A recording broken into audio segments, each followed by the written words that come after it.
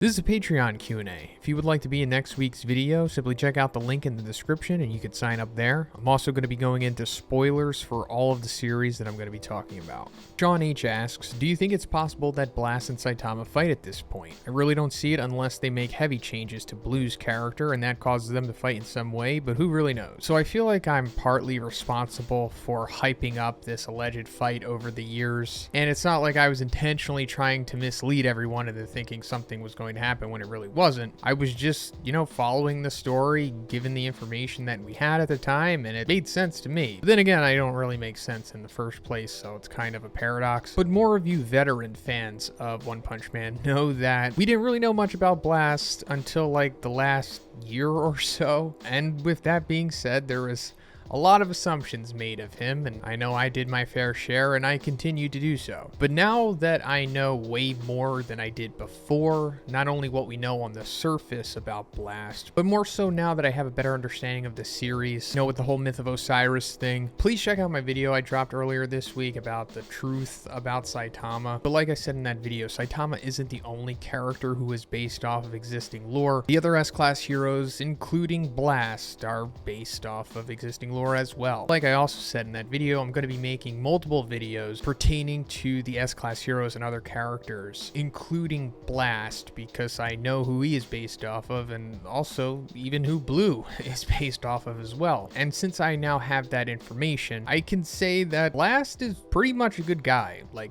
through and through. Thought before there was going to be a chance maybe he was like an anti-hero, maybe an anti-villain, or he was going to have some kind of misunderstanding with Saitama that led to them fighting, but it just doesn't seem likely now. I mean, of course, one could change it and they could have a misunderstanding and they fight, but like I said, given the existing lore, it just doesn't seem likely, and there really wouldn't be a good reason for Blast to fight really anyone outside of like handling God and his disciples, because that's really what Blast's whole thing is right now. Blast is more so on like the universal or galactic scale of things, as where the domestic affairs of Earth aren't really too high on his list of priorities, especially now that the S-Class are a thing. And also, if they did fight, I mean, Saitama would just, defeat him very easily. Saitama is stronger than what I even initially gave him credit for, but I don't want to completely deflate everyone's expectations here. I mean, I'm pretty sure we're going to see Blast fight and like go all out at some point, likely either against God or his strongest disciples, because there's going to be a portion in the story where Saitama is like benched, and it's going to seem pretty helpless for like the humans and the heroes and everything. And I guess that's where Blast will come into play and be his most prominent, I suppose. Now, the lore also doesn't dictate that Blast is going to die like I assumed that he would, but I also think there's a chance that he still could, because he's kind of like the perfect candidate for death. I've talked about this in many videos about characters like Blast wind up dying in mangas and animes. But yeah, I would just say it's unlikely that they're going to fight, but there's like a small chance maybe. Myriad asks, what do you think God's final form would probably look like, and a rough estimate of his abilities and powers? So hopefully Monday I can get my God video out, like all of the lore that pertains to him and what his likely future of the series is. But for now, I'll say his true form, like once he is fully resurrected to the earth, with Orochi being sacrificed to him, or however it's going to go, he'll get his skin at that point, and I'm pretty sure it's going to be green. But outside of that, it's really anybody's guess. I'm assuming one is going to give Murata a lot of creative freedom with that, since Murata is one of the best character designers in the game. He may or may not have a singular eye, because of the whole Osiris and Horus stuff. And his abilities and powers, I think we've already kind of seen a taste of them, like the big laser that Sairochi shoots. Pretty sure that's like one of his abilities. And what Blast is doing with like the black holes and singularities and stuff, I'm pretty sure he can do that, but on a much larger scale. Boxsteam asks, do you see Blast becoming an anti-hero or villain in the story?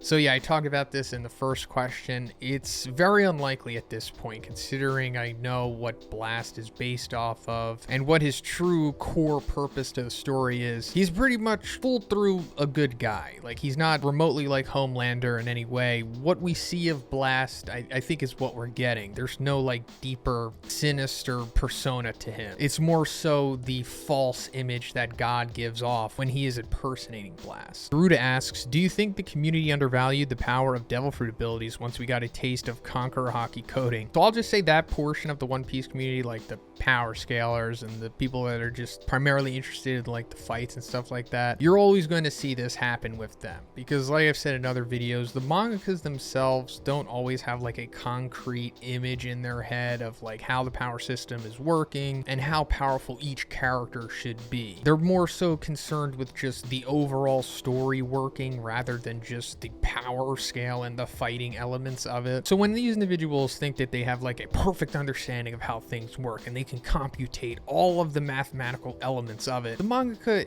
isn't necessarily thinking that way. That's why a lot of the times you'll see plot armor come into play, or you'll see them like get upset when a fight doesn't go the way that they thought it was going to. And we're seeing that with Kid and Law and just Devil Fruit Awakenings in general. So yeah, I think it is a bit of undervaluing the power of Devil Fruit, especially since, you know, a lot of us had in our minds that Hockey can always overcome a Devil Fruit ability if the Hockey is stronger, but apparently I guess that's just not the case anymore. Awakened Saitama asks, do you think that Sage Centipede will finally be the one to awaken Garo? So I thought maybe it was going to be him, but now that it seems like he defeated him in the last chapter because like he pulled out his Orochi regeneration heart thing, either that is gonna go to somebody else, or maybe that brings back Platinum S or something, and then maybe that pushes Garo to becoming awakened. But at this point, I do think that Tario has something to do with it. Like, it does seem like Tario's gonna have like a false death or something, and that's what pushes Garo to the edge, maybe. I mean, it's possible that one doesn't even want to have the original narrative of it just being Garo fighting that pushes him to awakening. I mean, it still could be, but the story is just so like